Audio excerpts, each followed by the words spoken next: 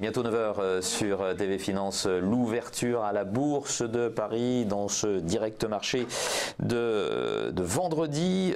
On s'orientait tout à l'heure, je le disais, vers une ouverture à la baisse avec des contrats à terme en repli de 0,4%. Certainement l'impact de la Catalogne. On en parle tout de suite avec Benoît Rousseau, trader pour compte propre au blog Andlil. Bonjour Benoît. Bonjour à vous. L'explication de cette ouverture qui se profile à la baisse, c'est quoi? C'est peut-être le besoin de souffler en plus de la Catalogne? Oui, c'est aussi beaucoup de choses. Hein. Les traders commencent à piller pour la fin de l'année. Hein. Les traders américains ont très peu de jours de vacances et là ils ont quasiment une semaine de vacances, donc on va avoir très peu normalement d'événements géopolitiques. Il y a une demi-séance aujourd'hui à Wall Street, ou me semble-t-il, hein, non? Non, j'ai pas entendu, je m'excuse. Alors, est-ce qu'il y a une demi-séance à Wall Street aujourd'hui, ou est-ce que c'est une séance complète? Une séance complète. C'est une séance complète, mais ensuite, lundi, mardi, il n'y aura rien, forcément, avec Noël. Et on finit sur une demi-séance aussi, juste avant le nouvel an, donc ça va vraiment être une semaine. Ah oui, donc ça va être une semaine de 3 séances et demie. Non, même pas, 2 séances et demie. Deux séances et demie. Donc ouais. Là, autant vous dire qu'aujourd'hui, c'est la conclusion de l'année 2017. Donc là, on baisse effectivement de moins 0,40, de moins 0,39 actuellement sur le CAC 40. C'est un peu la continuité de ce qui se passe depuis le semaine. On n'a pas des indices européens qui sont particulièrement vaillants, hein. Mais ça fait 3 jours qu'on baisse. On a été même voir se rapprocher des 5003. On a été sur les 5320. On s'est repris un petit peu en fin de journée hier. Donc on reste au-dessus des 5350. C'est vraiment pas du tout gênant. On a été tapé pile le support 1 hebdomadaire hier en séance. C'était vers les 5320.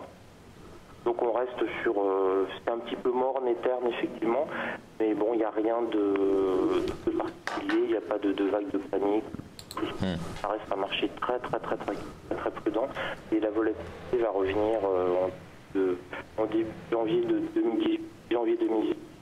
Janvier 2018, ça devrait être plus agité, en tout cas dans la deuxième partie du mois de janvier, hein, dites-vous. Toujours comme ça, oui. Ouais. On a la première semaine de janvier, on se réadapte un petit peu et puis on commence à avoir, à partir du 15 janvier, on voit à nouveau des volumes qui accélèrent et donc on a parfois des décrochages assez violents. C'est vraiment le passage d'une année à l'autre. L'année 2017 a été une année où on a fait quasiment et puis on peut, à partir du 15 janvier, commencer à baisser et c'est comme ça pendant une semaine, 2 semaines, 3 mois. Ça arrive de temps en temps et on n'a pas de nouvelles particulières, sauf qu'on a des investisseurs qui décident de prendre un peu leurs bénéfices à plusieurs années. Donc c'est peut-être le scénario qu'on va vivre en 2018. En tout cas, pour le moment, on a un CAC 40 qui se maintient toujours au-dessus des 5003, 5350.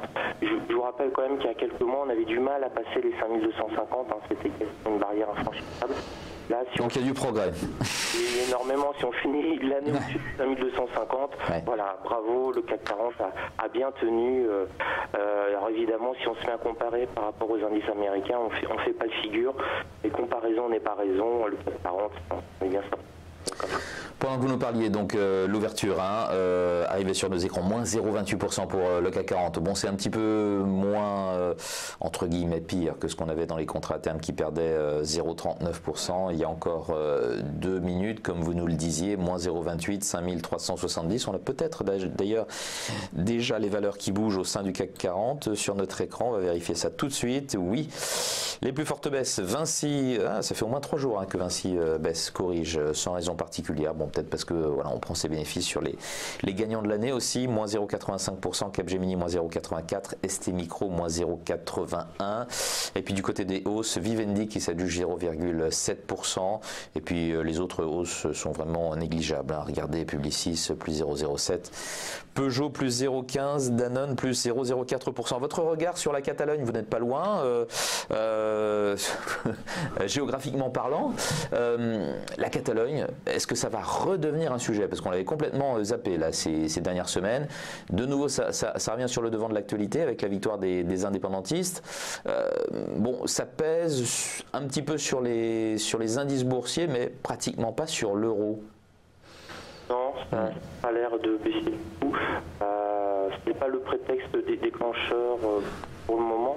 La victoire, la très forte présence des indépendantistes était à peu près attendue. Donc il n'y a pas de nouvelles. Et puis ça tombe pile justement, j'allais dire, sur la trêve des confiseurs. Donc c'est ça qui va créer de gros mouvements en bourse. Peut-être en janvier s'il y a des tensions très fortes avec Madrid, mais bon. On n'est pas sur le scénario qu'on a connu il y a encore 2 mois où c'était extrêmement tendu. On avait la police qui venait mater un peu tout le monde. Là, c'est extrêmement apaisé. Je peux vous le dire en tant que témoin. J'étais à Barcelone il y a quelques temps et on se sent quand même que la tension a énormément baissé. Donc non, pour le moment, on ne voit pas de résultats ou de signaux dans ce sens. Le CAC 40 là a bien remonté pour le moment. Il tente sa percée nord en début de séance. Là on arrive sur les 5378 et le point pivot mensuel, donc là, il va peut-être stagner ou se retrouver un petit peu bloqué. Donc, ce qui est intéressant techniquement, c'est qu'on a le point pivot hebdomadaire et le point pivot de la journée sur les 5365, ce qui nous a permis de limiter la baisse. Et là, on vient de rebondir, on a une quinzaine de points, on s'arrête pile en ce moment sur le point pivot mensuel au point près, et puis on a un petit reflux, on vient sur 5375.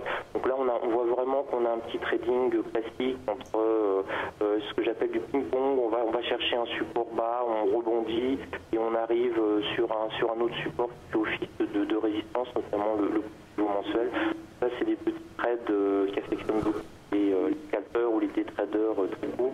Et ça nous montre une chose, c'est qu'il n'y a pas de mouvement du tout de panique. Le marché se comporte de manière tout à fait, normale selon les normes habituelles. Donc non, il n'y a pas de problème catalan au jour d'aujourd'hui. Pas de problème catalan au jour d'aujourd'hui, rien à voir avec le Brexit qui va nous occuper ces deux prochaines années. Dites-moi, le CAC 40 va fêter ses 30 ans, semble-t-il. Alors je ne sais pas le jour exact, fin 2017, donc là ça devrait être ces prochains jours. Que faisiez-vous il y a 30 ans? Vous étiez déjà sur les marchés? Bah écoutez, c'est pas très flatteur, j'avais 13 ans quand même, je sais pas si j'ai des cheveux blancs. Vous êtes bien jeune. Récemment. Alors oui, j'étais sur les marchés à l'âge de 13 ans, ouais, j'étais passionné, je pouvais pas trader bien entendu. Je m'en rappelle. S'il y avait eu des bitcoins, certainement que vous vous y seriez intéressé à l'époque. Non, j'étais avec, vous savez, à l'époque, on n'avait même pas l'internet. Ah bah oui, il y a 30 ans, non, il n'y avait pas internet. On avait Minitel, tout juste, encore. Donc je faisais mes cours, j'allais chercher chez mon grand-père le journal, parce qu'on avait les cours par et je prenais du papier millimétré, je faisais mes propres graphiques. Ah, vous avez une vocation déjà à l'époque. Ah oui. D'accord. Et toujours animé, donc je faisais mes graphiques, je me rappelle, je tradais virtuellement à l'époque sur Renault et j'avais des mois et des mois de graphiques sur papier millimétré sur Renault. Respect. En l'espace de 30 ans, la valeur de la cote aurait été multipliée par 20, je crois. Alors je sais pas si les indices américains en 30 ans font mieux que ça. Faudra regarder.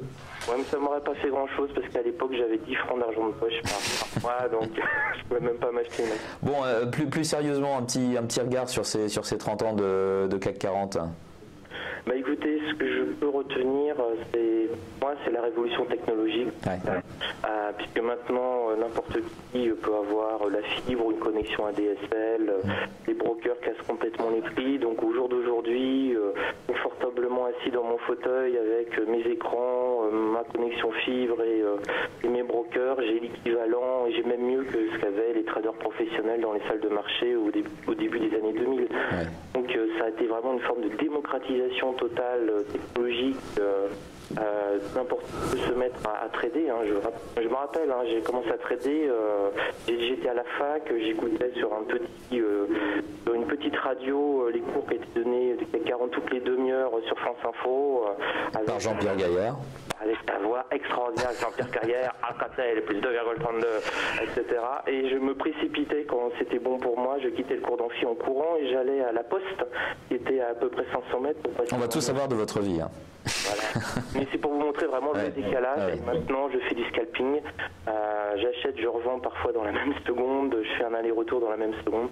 Donc je pense que c'est vraiment ça qui m'a marqué, cette évolution technologique et se dire qu'on a maintenant, en tant que particulier ou trader en compte, l'équivalent d'une bonne connexion fibre, l'équivalent des traders professionnels à la Ski et compagnie. Donc c'est cette forme de démocratisation. Et puis aussi le risque que ça entraîne, c'est que maintenant tout va beaucoup plus vite. On n'est plus à l'époque du pigeon voyageur. Au début, à la fin du 19e, on envoyait des ordres de bourse par pigeon voyageur. C'est très sérieux. Maintenant, on fait des fortunes parce qu'ils avaient les infos, la clôture de la bourse par pigeon voyageur. Ils avaient l'info avant les autres et ils pouvaient savoir que telle ou telle action est plus ou moins évolué, ils essayaient de répercuter sur la côte parisienne, donc c'était assez impressionnant. Bon, on a commencé avec les 30 ans du CAC et on termine sur le pigeon voyageur. C'est tout le temps qui nous reste, Benoît. Merci beaucoup d'avoir été avec nous. Alors, je rappelle le CAC 40 quand même, moins 0,11%, 5380. On redresse un petit peu la barre tout en restant à la baisse. Et puis, les plus fortes variations au sein du CAC 40, du côté des baisses, puisque ce sont les baisses qui l'emportent là, les bancaires. Tiens, c'est une journée de baisse pour les bancaires. BNP Paribas, moins 0,84. Crédit Agricole, moins 0,74. On a Vinci qui baisse pour la troisième séance consécutive, me semble-t-il. Atos, toujours l'échec de la fusion sur Gemalto. Atos le paie cher. Société Générale, la troisième bancaire en fait. Hein. Véritablement, on a toutes les bancaires là dans le top 5 des plus fortes baisses. Et puis du côté des hausses, sans actualité particulière, Publicis, plus 0,6, Pernod Ricard, plus 0,4, Airbus, plus 0,3. Benoît Rousseau, on va vous remercier d'avoir été avec nous tout au long de cette année. Hein. Trader pour compte propre au blog Andlil. Très bonne fête de fin d'année à vous. Joyeux Noël. Et à l'année prochaine. De discuter avec vous tous les matins. Pareillement. Pour votre professionnalisme et votre passion du marché. Merci beaucoup. Plein de bonnes choses à vous. Merci, vous aussi. Au revoir.